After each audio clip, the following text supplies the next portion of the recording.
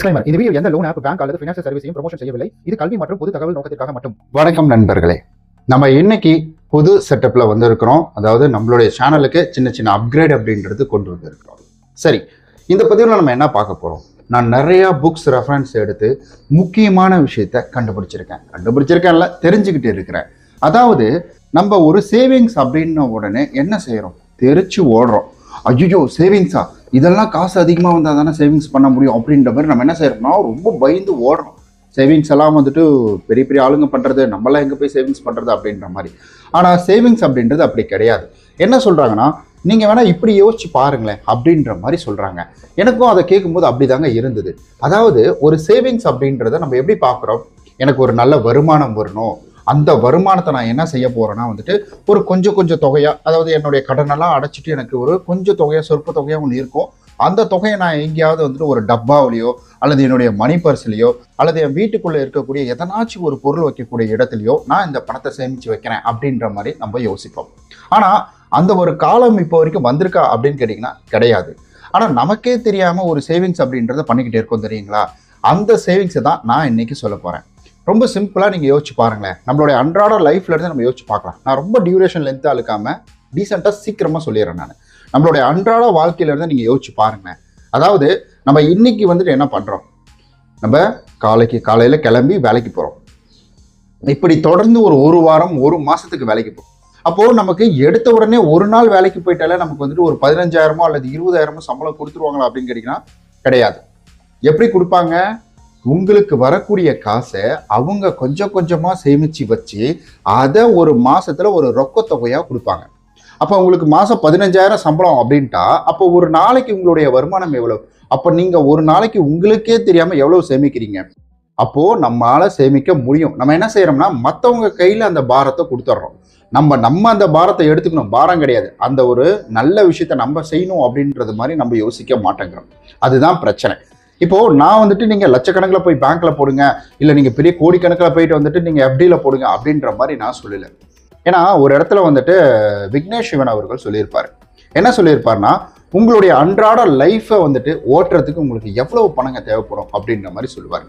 நம்மெல்லாம் வந்துட்டு ஒரு வருஷத்துக்கே வந்துட்டு 12 லட்ச ரூபா, 3 லட்ச ரூபா, 4 லட்ச ரூபா பேக்கேஜில் வேலை பார்த்துட்டு இருக்கோம். ஆனா நான் அவர் வந்து தப்பு சொல்ல, அப்ப நம்ம யோசிக்கிற விதம் எப்படி இருக்கு அப்படின்றத நான் சொல்றேன். அவர் என்ன சொன்னார்னா, என்கிட்ட ஒரு 3 கோடி ரூபா இருந்துன்னா நான் எஃப்டில போட்டுருவேன். 300 கோடி ரூபா இருந்ததுன்னா அதை எஃப்டில போட்டுட்டு மாசம் 30 லட்ச ரூபா, 40 லட்ச ரூபா எனக்கு வந்துட்டு ஒரு வட்டி வந்துட்டு இருக்கும். அந்த வட்டி காசை வச்சு நான் சாப்பிட்டுட்டு இருப்பேன் அப்படின்ற மாதிரி ஒரு வார்த்தையை சொல்லுவார். அது போதுங்க. மாசம் 30 லட்ச ரூபா, 40 லட்ச ரூபா அப்படின்றது ஒரு சாதாரண அமௌண்ட். அவங்கள பொறுத்த வரைக்கும் அது ஒரு சாதாரண அமௌண்ட். பட் நம்ம இந்த மாதிரி யோசிக்கிறோமா? ஒரு எஃப்டின்னு ஒன்று இருக்குது, நமக்கு ஏதாவது ஒரு வகையில் உதவக்கூடியது எஃப்டி இருக்கு, ஆர்டி இருக்கு, ரெக்கவரிங் டெபாசிட் இருக்கு. அதை பற்றிலாம் நான் ஆல்ரெடி வீடியோ போட்டிருக்கேன். பட் பெருசாக அது வியூஸ் போகல. ஸோ இந்த மாதிரிலாம் நிறைய விஷயங்கள் இருக்கு. அப்போ நம்ம வாழ்க்கையில நம்ம யோசிக்கக்கூடிய விஷயங்கள் அப்படின்றத நம்ம தப்பா யோசிச்சுக்கிட்டே இருக்கிறோம். நம்மளால சேமிக்க முடியாதுன்னு கிடையாது. ஏன் நீங்க ஒரு நாளைக்கு எவ்வளோ நீங்க டீ குடிப்பீங்க?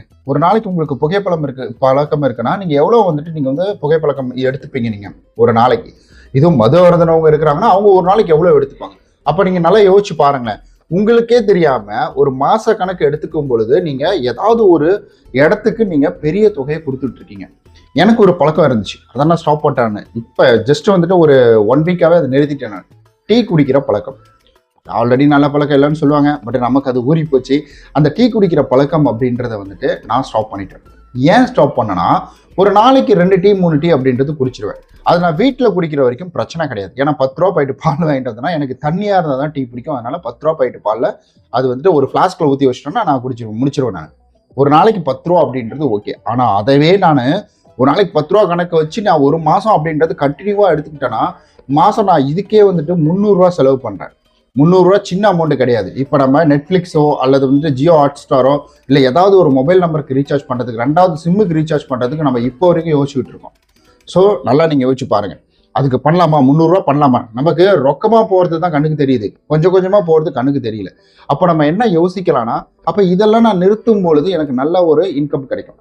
ஸோ நான் ஏதாவது ஒரு வகையில் ஒரு 10 ரூபா கிடைச்சாலும் யார் நமக்கு தருவா? சரி, அடுத்தது எனக்கு நான் வெளியில போய் டீ குடிக்கும் பொழுது என்ன ஆகுது அப்படின்னு கேட்டீங்கன்னா, ஒரு டீ ஒரு இடத்துல 12 ரூபா, ஒரு இடத்துல 5 ரூபா, ஒரு இடத்துல 10 ரூபா. இந்த மாதிரி நிறைய வெரைட்டியில் கொடுக்குறாங்க. 10 ரூபா சென்னையில் கிடையாது, சென்னை சுற்றி 10 ரூபாயில கிடையாது, 12 ரூபாயில தான் இருக்குது எனக்கு தெரிஞ்ச வரைக்கும். அவுட்டரில் மேபி 10 ரூபா. ஏன்னா நான் திருப்பூர்லாம் போகணும், அடிக்கடி கோயிலுக்கு போகணுங்க. ஸோ அந்த லைன் போகும்பொழுது வந்துட்டு எங்களுக்கு 10 ரூபா டீ அப்படின்னு. ஸோ இது ரெகுலராக ஆக வெளியில், ஏன்னா நான் அடிக்கடி டெய்லி வெளியில் தான் போவேன், ஏன்னா வேலையை வெளியில் தானே. அப்போ டெய்லி ஒரு 15 ரூபா, 2 இடத்துல டீ குடிச்சோன்னா முடிஞ்சு போச்சு 30 ரூபா. அந்த 30 ரூபாயில இது 10 நாள்லேயே 300 ரூபா வந்துடும். நான் 10 நாளில் வந்துட்டு 30 நாளில் குடிக்க வேண்டிய வந்துட்டு டீயை நான் 10 நாளில் வந்துட்டு இன்டேக் எடுத்துக்கிறேன். ஸோ இதுதான் மேட்ரு. அப்போது உங்கள்கிட்ட இருந்து எங்கே இதர செலவுகள் போகுது?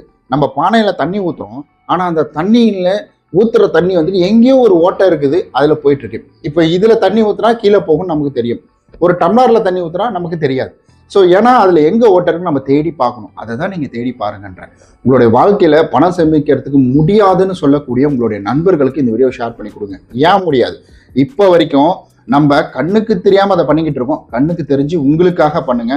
வேற யாரோ ஒரு கடைக்காகவே நீங்கள் வந்துட்டு டெய்லி 10 ரூபா அவங்களுக்கு வந்துட்டு சேவிங்ஸ் கொடுத்துட்டு இருக்கீங்க. ஸோ அதை இப்படி தான் நம்ம புரிஞ்சுக்கணும். ஸோ அந்த இதை இன்னையோடய வந்துட்டு ஸ்டாப் பண்ணுங்க. ஏன்னா இது வந்துட்டு நம்மளுடைய லைஃப்பை ஃபினான்ஷியல் ரீதியாக நல்லா வந்துட்டு கொண்டு போகிறது ரொம்ப உபயோகமாக இருக்குங்க. நான் நிறையா புக்ஸ் ரெஃபரன்ஸ் எடுக்கிறேன்னா அதுலேயும் இந்த சைக்காலஜி ஆஃப் மணி அப்படின்றது பார்த்தீங்கன்னா வேற லெவல். இந்த மாதிரி தான் ஒவ்வொரு புக்காக ரெஃபரன்ஸ் எடுத்து நான் படிச்சுக்கிட்டு இருக்கேன். அதில் எனக்கு கிடைக்கக்கூடிய அனுபவம் அப்படின்றத நான் உங்ககிட்ட பகிர்ந்துக்கிட்டும் இருக்கிறேன். கண்டிப்பாக இந்த பதிவு உங்களுக்கு பிடிச்சிருக்கும். இதில் ஏதாவது நீ என்ன சொல்ல வரேன்னு புரியலப்பா அப்படின்னு நினைக்கக்கூடியவங்க கீழே வந்துட்டு கமெண்ட் பண்ணுங்க. இன்னும் தெளிவாக நான் உங்களுக்கு வந்துட்டு டெக்ஸ்ட் மூலயமா சுருக்கமாகவே வந்துட்டு ரிப்ளை அப்படின்றது கொடுக்குறேன். ரொம்ப நன்றி இந்த வீடியோ நீங்கள் இவ்வளோ தூரம் பார்த்ததுக்கு.